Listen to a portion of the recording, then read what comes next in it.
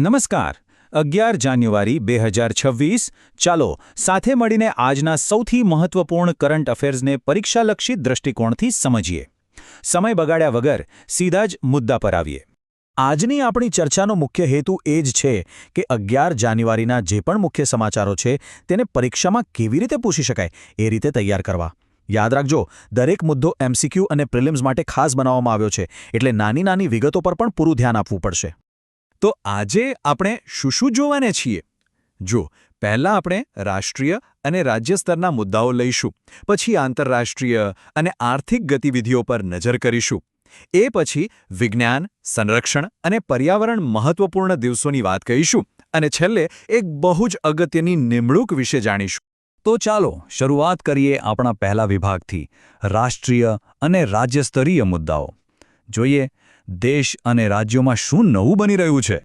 સૌથી પહેલા વાત કરીએ કમલા હાઇડ્રોઇલેક્ટ્રિક પ્રોજેક્ટની ક્યાં આવેલો છે અરુણાચલ પ્રદેશમાં અને કઈ નદી પર કમલા નદી પર હવે જો આની ક્ષમતા 1720 મેગાવોટ જે ઘણી મોટી કહેવાય પણ આ ખાલી વીજળી જ નથી બનાવતો પૂર નિયંત્રણમાં પણ મદદરૂપ થશે પરીક્ષામાં સીધો સવાલ બની શકે રાજ્ય અને નદીનું નામ આ બંને ખાસ યાદ રાખજો હવે એક રસપ્રદ સમાચાર તેલંગાણાથી ત્યાં ભારતનું સૌથી મોટું રેઇનબો ટ્રાઉટ ફાર્મ શરૂ થયું છે હવે વિચારો રેઇનબો ટ્રાઉટ તો ઠંડા પાણીની માછલી છે અને તેલંગાણાનું વાતાવરણ ગરમ તો આ શક્ય કેવી રીતે બન્યું એક ખાસ ટેકનોલોજીથી તાપમાનને કંટ્રોલ કરતી રીસર્ક્યુલેટિંગ એક્વાકલ્ચર સિસ્ટમથી ખરેખર આ ભારતના એક્વાકલ્ચર સેક્ટર માટે એક માઇલસ્ટોન છે ચાલો હવે એક ગર્વ લેવા જેવી વાત કરીએ સંરક્ષણ અને પર્યાવરણ બંને ક્ષેત્રે ભારતનું પહેલું સ્વદેશી પ્રદૂષણ નિયંત્રણ જહાજ નામ છે ICGS સમુદ્ર પ્રતાપ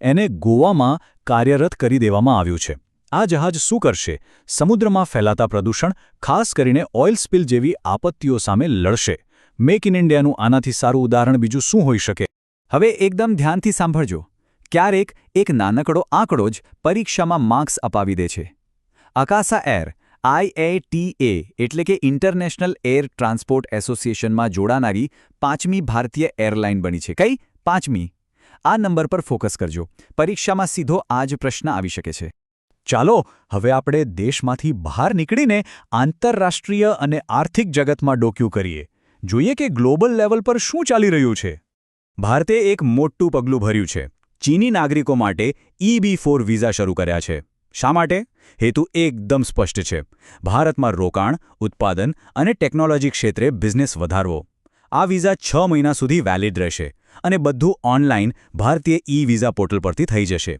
જેથી બિઝનેસ કરવો વધુ સરળ બને અર્થતંત્રની વાત કરીએ તો એક ખૂબ સારા સમાચાર છે યુનાઇટેડ નેશન્સ એટલે કે સંયુક્ત રાષ્ટ્રે કહ્યું છે કે 2026માં ભારતનો GDP ગ્રોથ રેટ 6.6% રહી શકે છે આનો મતલબ શું મતલબ કે ભારત દુનિયાની સૌથી ઝડપથી આગળ વધતી મોટી અર્થવ્યવસ્થા બની રહેશે પરીક્ષા માટે બે વસ્તુઓ આંકડો 6.6% અને સંસ્થાનું નામ સંયુક્ત રાષ્ટ્ર બંને અગત્યના છે ઓકે હવે વાત કરીએ એવા સેક્ટરની જ્યાં ભારત સતત નવી ઊંચાઈઓ સર કરી રહ્યું છે વિજ્ઞાન અને સંરક્ષણ જોઈએ અહીં શું નવીનતાઓ થઈ છે DRDOએ ફરી કમાલ કરી છે એમણે SWADS નામની એક સિસ્ટમ બનાવી છે આ કોઈ મોટી મશીનરી નથી પણ એક પોર્ટેબલ હાથથી ચલાવી શકાય એવું ઉપકરણ છે જે દરિયાના ખારા પાણીને મીઠું બનાવી દે છે વિચારો દૂરના વિસ્તારોમાં તૈનાત આપણા સૈનિકો માટે આ કેટલું મોટું વરદાન સાબિત થશે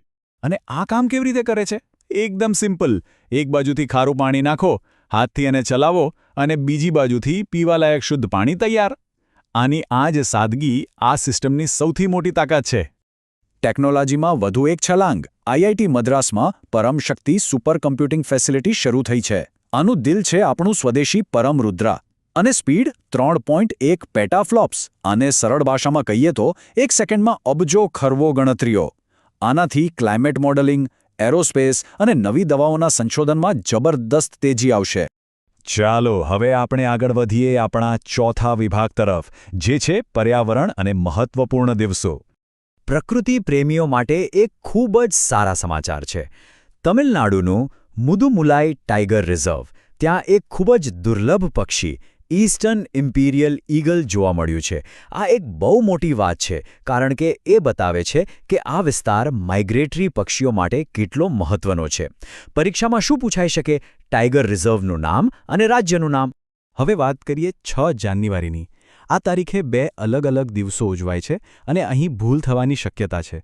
પહેલો છે 9મો સિદ્ધ દિવસ. આ આપણી પ્રાચીન સિદ્ધ દવા પ્રણાલી સાથે જોડાયેલો છે અને ઋષિ અગત્યારની યાદમાં ઉજવાય છે. અને બીજો છે વિશ્વ યુદ્ધ અનાથ દિવસ, જે યુદ્ધથી પીડિત અનાથ બાળકો માટે જાગૃતિ ફેલાવે છે. બંનેની તારીખ એક જ છે, પણ હેતુ અને પૃષ્ઠભૂમિ બિલકુલ અલગ છે. આ ખાસ ધ્યાન રાખજો. અને હવે આવી ગયા છે આપણે આજના વિશ્લેષણના છેલ્લા પણ ખૂબ જ મહત્વપૂર્ણ વિભાગ પર, એક મુખ્ય નિમણૂક. ન્યાયતંત્રમાંથી મોટા સમાચાર.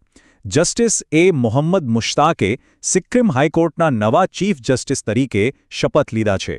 તેઓ 24માં મુખ્ય ન્યાયાધીશ બન્યા છે. આ પહેલાં તેઓ કેરેલા હાઈકોર્ટમાં હતા. પરીક્ષા માટે નામ અને ક્રમ એટલે કે 24મો આ બંને યાદ રાખવા જરૂરી છે. તો આ હતી આજની આપણી વિસ્તૃત ચર્ચા. હવે ચાલો એકદમ ઝડપથી આખા દિવસના સૌથી અગત્યના મુદ્દાઓનું રિવિઝન કરી લઈએ, એકદમ પોઈન્ટ ટુ પોઈન્ટ. ચાલો ફટાફટ જોઈ લઈએ. કમલા પ્રોજેક્ટ ક્યાં? અરુણાચલ પ્રદેશ 1720 મેગાવોટ. અકાસા એર આઈએટીમાં જોડાનારી 5મી ભારતીય એરલાઇન. ભારતનો જીડીપી ગ્રોથ રેટ યુએન મુજબ 6.6%. ડીઆરડીઓની પાણી શુદ્ધ કરવાની સિસ્ટમ SWDS. અને સિક્કિમ હાઈકોર્ટના નવા ચીફ જસ્ટિસ એ મોહમ્મદ મુશ્તાક. બસ આટલું તો પાકું કરી જ લેજો. અને જતા એક સવાલ. આજે આપણે જે પણ ચર્ચા કરી એમાંથી એવો કયો મુદ્દો લાગે છે જે પરીક્ષામાં ટ્રેપ ક્વેશ્ચન બની શકે છે? એટલે કે જે દેખાવમાં સરળ લાગે પણ ભૂલ કરાવી શકે. આના પર જરૂર વિચારજો. તમારી તૈયારીને વધુ ધારદાર બનાવશે. ચાલો ફરી મળીશું.